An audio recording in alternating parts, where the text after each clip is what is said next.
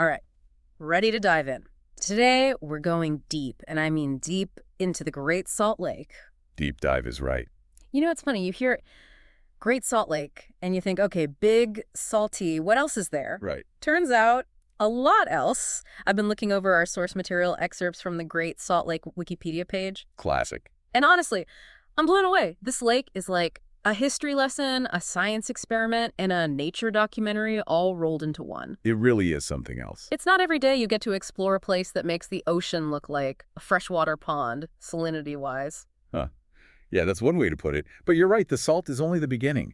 There's so much more to uncover: ancient mega lakes, unique ecosystems, even a flamingo named Pink Floyd. Okay, you have to tell me more about this flamingo later. But first, let's back up a bit. I mean, how does a lake even get to be that salty in the first place? It wasn't always like this, was it? You're on the right track.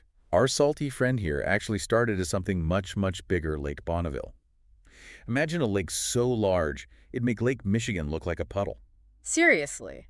That big? No joke. It covered most of Utah and parts of Idaho and Nevada. But then, around 16,800 years ago, boom, a massive flood triggered by a collapsing ice dam. Wow, talk about a bad day at the lake. You could say that. This flood was so powerful, it carved out Red Rock Pass in Idaho and shrunk Lake Bonneville down to, well, a fraction of its former glory. So the Great Salt Lake is like the after picture of this ancient mega lake. Exactly. Hmm. And because it has no outlet to the ocean, all those minerals, all that salt, it just keeps concentrating over time as water flows in and evaporates. Which explains why it's, what, like 5 times saltier than the ocean? 5 to 27 times saltier, depending on the part of the lake.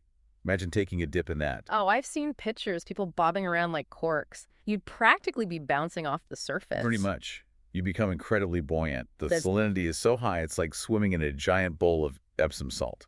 And here I thought the Dead Sea was impressive. Oh, the Great Salt Lake can definitely hold its own in the salinity department. We're talking millions of tons of minerals deposited each year, thanks to rivers like the Bear, Weber, and Jordan all emptying into it. Okay, hold on, rewind. Millions of tons of minerals, super salty, practically impossible to sink in. But there are still things living in this lake, right? Oh, absolutely. Mhm. In fact, it's teeming with life, just not the kind you typically find in your average lake. That's where things get really interesting. You know, when you think Salt Lake, you don't usually picture islands and causeways, right? It's like this unexpected twist. You're not wrong there. Yeah. That causeway, the Lucent Cutoff, it's a story in itself. Built back in the 50s, and it was a big deal for transportation. But like a lot of things, it came with some unintended consequences. Unintended consequences. Okay, now I'm really curious. Did they accidentally create a brine shrimp traffic jam or something? Not quite, but you're thinking along the right lines. The causeway essentially cut the lake in two, creating the north and south arms. And because of that, things got kind of uneven. Uneven how? Like, one side got all the good restaurants. Huh.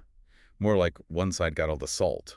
Remember how we talked about the Great Salt Lake's crazy salinity? Yeah, it makes the ocean look like distilled water. Right. Well, with the causeway in place, the north arm, which doesn't have any major rivers flowing into it, it basically turned into this hypersaline environment, Yeah. even saltier than the already super salty south arm. So like brine shrimp retirement home on one side and the wild, untamed salt flats on the other. Something like that. That hypersaline north arm, it's not exactly hospitable to most life forms. We're talking algae, bacteria, the real extremophiles. They're the ones who rule that side of the lake. Which explains why in pictures it looks like someone dumped a whole bottle of pink food coloring in there. Exactly. Those vibrant hues, they're from a specific type of algae that loves those extreme salty conditions. It's like their own little pink paradise up there. Yeah. Meanwhile, the south arm, a little less extreme, it supports a wider variety of life here. Brine shrimp, some birds, you name it. So we've got a tale of 2 ecosystems here, all thanks to this causeway. It's kind of amazing, actually. It is pretty wild. Yeah. But for a long time, people were worried about, what this division was doing to the lake. So finally, in 2016, they added a bridge to the causeway. A bridge to let the shrimp visit each other. Well, not exactly. It was to help restore some of that natural water flow between the two arms. Still early days, but it's a step towards helping the lake find a new balance. Here's hoping those two sides can finally make peace.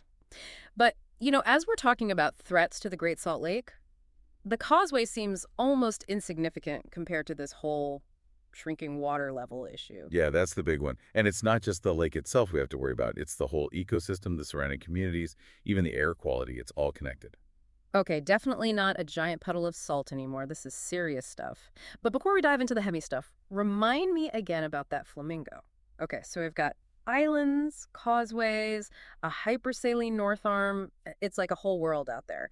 But before we get too far, you teased this earlier, the flamingo. Ah, yes, Pink Floyd. He was a Chilean flamingo that escaped from the Tracy Aviary back in '87. Wait, seriously, a flamingo on the lam in Salt Lake City. Yep. And the funny thing is, he seemed to love it here. Spent his days hanging out with the gulls and swans, feasting on brine shrimp, became quite a local celebrity. See, you'd think a bright pink flamingo would stick out in a salt lake. Guess he knew how to blend in. Or maybe everyone just decided to let him enjoy his newfound freedom. Sadly, there haven't been any confirmed sightings since 2005. He was last seen in Idaho, of all places. Pink Floyd, the adventurous flamingo, what a legend. But you were about to get into the serious stuff, the shrinking water levels. Right, so it's not just the lake itself we have to worry about. It's the whole ecosystem, the surrounding communities, even the air quality. It's all connected. Okay, definitely not a giant puddle of salt anymore. This is serious stuff. You were saying something about what happens if the lake were to disappear. It's a bleak picture, honestly. Ecologically, economically devastating. The Great Salt Lake isn't just a body of water. It's a vital part of this whole region.